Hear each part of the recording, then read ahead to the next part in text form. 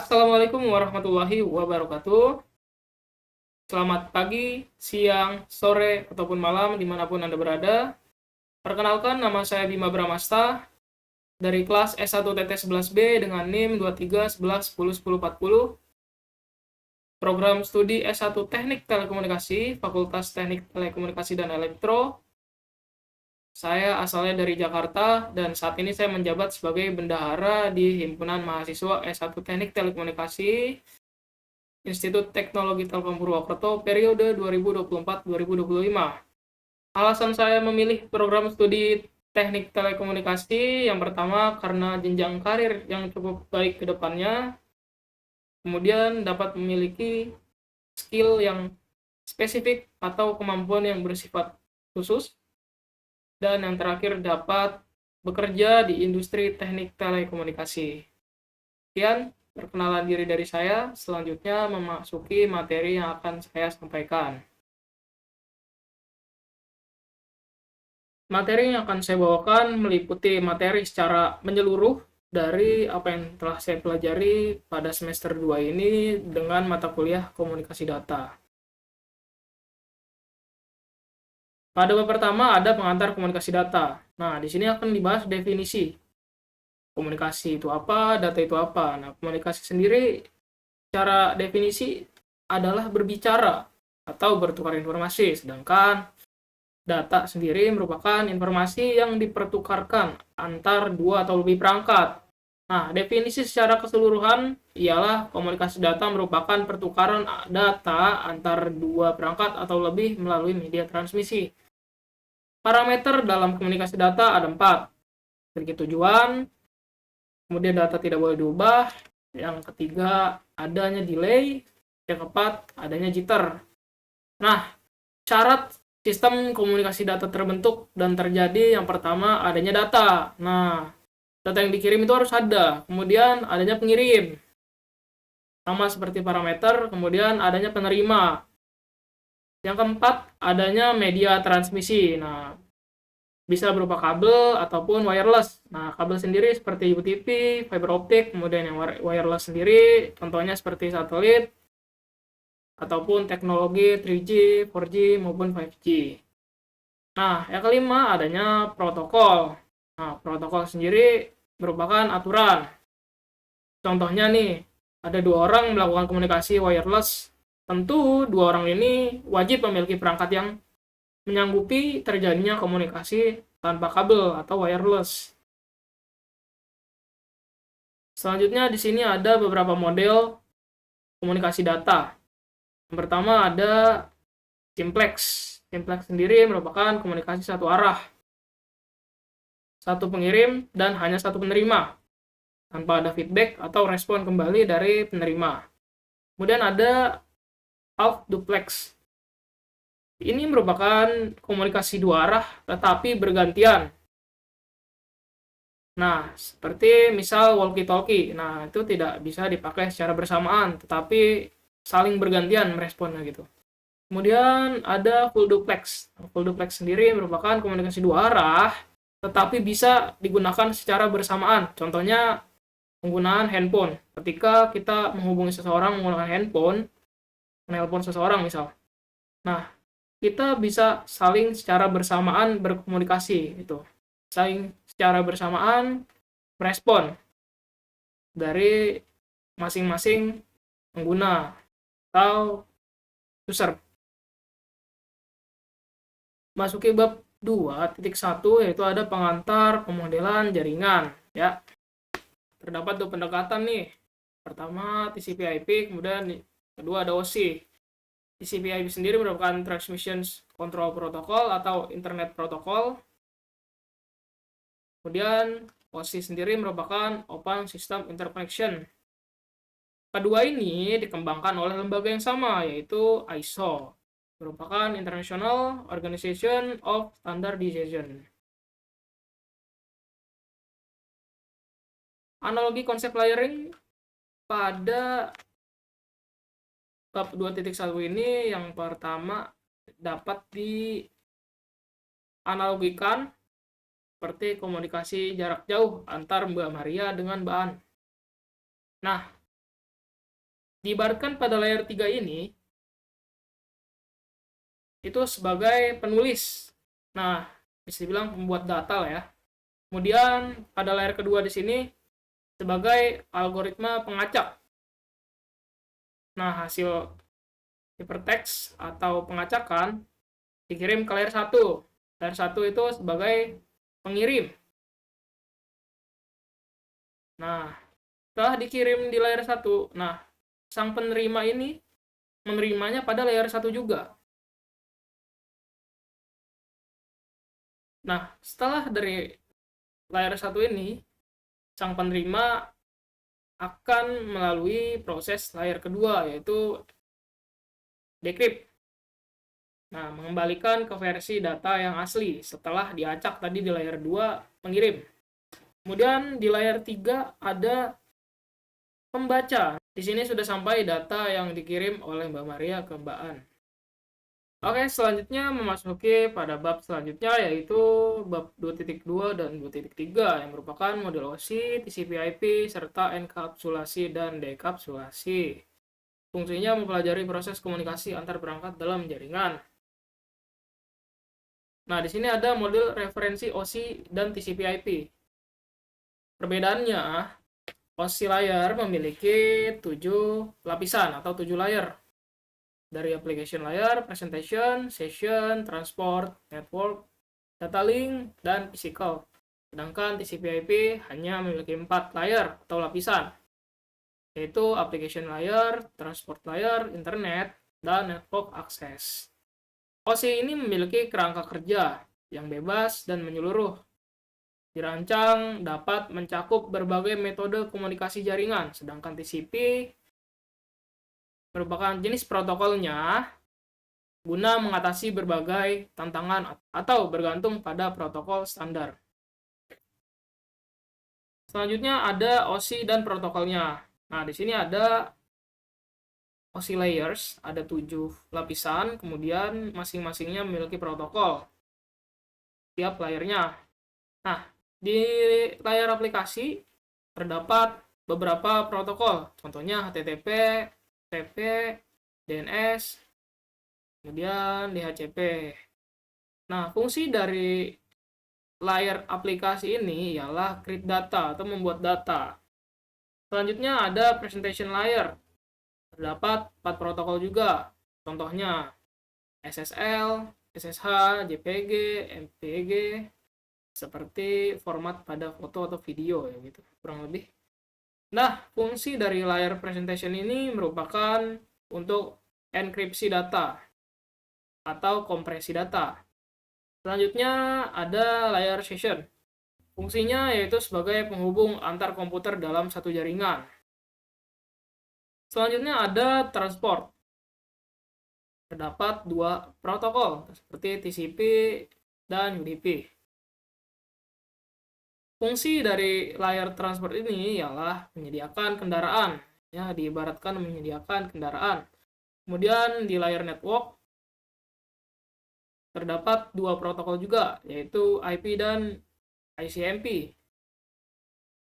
Nah, fungsi daripada layar network ialah memberikan alamat secara logik. Contohnya seperti IP address, terus MAC address dan lain sebagainya, ya kurang lebih begitu. Kemudian ada layar data link. Nah, di layar data link ini terdapat protokolnya yaitu Ethernet. Nah, di sini menyediakan alamat fisik. Kemudian pada layar fisikal atau layar fisik terdapat beberapa media transmisi ya. Terdapat media transmisi berupa twist pair, fiber optic, maupun wireless. Nah, fungsi daripada layar fisikal ini ialah sebagai media transmisi. Saya akan menjelaskan sedikit apa itu API. API sendiri merupakan Application Programming Interface. Contohnya seperti membuka data cuaca di Google Chrome. Nah, ada server yang menyimpan data untuk semua yang mencarinya gitu, kurang lebih begitu. Selanjutnya, hubungan protokol dalam layar OSI. Nah, jadi di sini ada analogi, misal PC1 ini mengirim pesan kepada PC2. Nah, seperti inilah denah data yang dikirim dari PC1 ke PC2. Data ini melewati 7 lapisan layer, dari layer 7 yaitu application, presentation, session, transport, network, data link, physical, kemudian dikirim dari physical ke layer physical juga, yaitu layer 1, kemudian seterusnya sampai ke layer application. Selanjutnya, enkapsulasi. Enkapsulasi ini secara definisi ialah penambahan header. Header sendiri merupakan alamat, ya, berisikan alamat. Kalau tidak ada header, dia tidak akan sampai ke tujuan karena tidak ada alamat. Header sendiri terjadi pada layer transport. Nah, jadi di layer application ini ketika data atau penulis sudah menulis data, nah sudah terdapat data, kemudian langsung dikirim ke layer transport. Di layer transport terjadi enkapsulasi yang merupakan penambahan header. Kemudian dibawa lagi ke layer network. Di layer network akan dianggap data secara keseluruhan, header maupun datanya. Kemudian dibawa lagi ke layer data link. Nah, pada layer data link ini terdapat bagian trailer. Fungsi trailer ialah mengecek data rusak atau tidak. Nah, kalau data rusak mungkin gagal. Apabila data mulus, nggak ada masalah, maka akan dilanjutkan ke layer selanjutnya, yaitu layer physical. Nah, layer physical sendiri merupakan fungsinya yaitu mengkonversi data kepada bilangan biner. Setelah dijadikan bilangan biner, akan diteruskan ke komputer penerima. Oke, cukup jelas. Selanjutnya ada dekapsulasi. Nah, dekapsulasi merupakan kebalikan dari enkapsulasi, yang merupakan proses pembuangan header pada data. Nah, jadi dekapsulasi sendiri merupakan benar-benar kebalikan dari enkapsulasi, ya, karena proses terjadinya yaitu bukan dari application ke physical, tapi physical ke application. Nah, seperti ini kurang lebih. Nah, pada layer data link, di sini akan terjadi pembuangan pada trailer dan MAC address. Kemudian pada IP akan dihilangkan di layer network, kemudian port number-nya akan dihilangkan pada layer transport, kemudian menuju application yang akan menyampaikan kepada destinasi, yaitu tujuannya. Mungkin di sini saya akan menjelaskan sedikit protokol data unit. Nah, protokol data unit sendiri merupakan nama data yang terdapat pada masing-masing layer. Nah, data pada application layer ini dinamakan data, sedangkan transport dinamakan segmen. Pada layer network dinamakan paket, kemudian pada data link dinamakan frame, kemudian pada physical dinamakan bit. Baik, selanjutnya ada layer aplikasi. Nah, di layer aplikasi ini dapat kita analogikan sebagai klien dan server yang saling berkomunikasi. Ketika klien meminta, maka server merespon. Nah, komunikasi yang dilakukan klien maupun server ini sudah pasti memiliki protokol. Nah, protokolnya adalah HTTP. Itu Hypertext Transfer Protocol.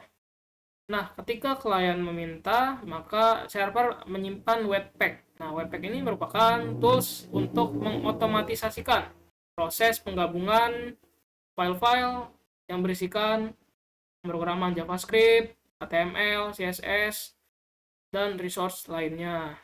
Nah, hubungannya HTML tadi itu memuat webpack yang disimpan server.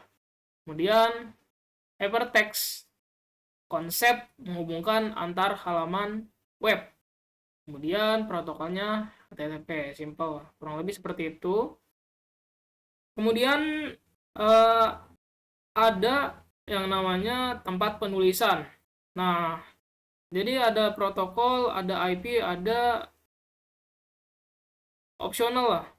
Yang ketiga ini, port atau path. Nah, yang pertama itu biasanya protokol misal di sini protokol, kemudian protokol ini merupakan HTTP. Nah, itu ada titik dua, kemudian slash slash atau garis miring host. Nah, hostnya itu merupakan tujuan. Kemudian titik dua kita kasih port atau path. Nah, ini merupakan opsional. Nah, tempat penulisan ini semua ada di URL. Nah, URL sendiri merupakan Uniform Resource Locator. Selanjutnya, ada penjelasan singkat mengenai layer OSI. Nah, tadi telah saya jelaskan bagaimana proses pengiriman data dari PC1 ke PC2 melewati beberapa lapisan layer. Baik dari PC1 sebagai pengirim maupun PC2 sebagai penerima ya. Nah, di sini saya akan menjelaskan lebih rinci mengenai layer-layer pada OSI pada saat pengiriman data. Nah, layer application tadi sudah saya jelaskan, yaitu untuk membuat data atau create data. Kemudian ada layer presentation. Nah, layer presentation fungsinya untuk enkripsi data dan juga maupun kompresi data ya. Yang ketiga ada session layer. Mohon maaf, tadi salah penyebutan. Nah, ini adalah layer ke-7. Kemudian presentation adalah layer ke-6. Nah, di sini ada layer ke-5 yaitu session. Fungsinya sebagai penghubung. Nah, bisa juga disebut sebagai pembuka gerbang awal proses terjadinya komunikasi. Di sini bisa dibilang fungsinya yaitu create interface. Create interface. Nah, interface-nya berupa soket API yang merupakan application programming interface. Nah, di sini data itu dibungkus ya. Kemudian melewati layer transport. Di layer transport di sini disediakan kendaraan. Nah, di sini penyedia kendaraan dan alamat. Dia membawa alamat juga. Kemudian pada layer transport ini bertanggung jawab supaya data yang dikirim dari layer transport pengirim sampai layer transport penerima itu tidak salah kirim atau tidak salah alamat. Bisa disebut tidak salah kamar ya. Layer ini menjamin data sampai ke alamat, tapi belum menjamin data masuk kepada rumah, istilahnya, atau baru di depan rumah lah gitu. Kemudian ada network layer. Nah, di network layer ini sebagai penyedia alamat rumah. Nah, disinilah terdapat IP, ARP maupun ICMP. Kemudian kalau transport tadi prosesnya proses to proses, kemudian kalau network itu prosesnya host to host. Ya, itu yang harus diingat, mudah kok kalau ingat itu. Nah, pada layar network ini terdapat IP. Nah, di sini kita akan bahas internet protokol atau disebut IP. Merupakan protokol yang digunakan untuk memberi alamat pada interface perangkat. Nah, di IP terdapat IP versi 4 dan IP versi 6. Contohnya seperti ini. Nah, ini kalau nggak salah ini IP kelas B. Nah, di sini di IP versi 4 ini terdapat kelas-kelas. Nah, ada kelas A, kelas B, kelas C. Dan yang usernya paling besar ada pada IP kelas A. Karena semakin ke kelas C itu user yang dapat menggunakan IP tersebut itu semakin dikit. Kemudian ada IP versi 6. Nah, IP versi 6 ini 128 bit. Contohnya ini merupakan bilangan heksadesimal. Oke, selanjutnya di sini ada layar data link. Nah, di layar data link fungsinya untuk mengubah data logik menjadi data fisik. Nah, data logik tadi bisa berupa bilangan heksadesimal misal. Terus dirubah ke data fisik yang dapat diterima oleh layar fisikal. Nah, data fisik sendiri dapat dicontohkan seperti deretan bit pada enkapsulasi tadi ya yang telah saya jelaskan. Selanjutnya ada layar fisikal.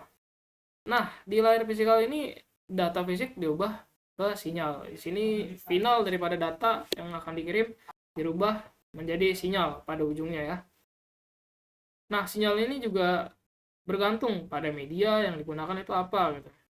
Selanjutnya memasuki materi delay dan jitter. Secara definisi, delay sendiri merupakan waktu tunda pengiriman paket dari PC1 ke PC2, itu dianalogikan seperti itu. Kemudian jitter merupakan kumpulan dari beberapa delay saat pengiriman paket data. Dapat dianalogikan sebagai tes koneksi hubungan dengan protokol ICMP. Nah, ICMP sendiri bersifat bolak-balik dalam pengiriman paket. Misal pada PC1 dan PC2 ini, apabila PC1 mengirim paket ICMP request ke PC2, maka PC2 akan merespon berupa balasan ICMP reply. Nah, delay ini dapat dianalogikan pada pengiriman paket ICMP terhadap PC1 dan PC2. Nah, pada saat pengiriman paket, tentunya ada beberapa hambatan.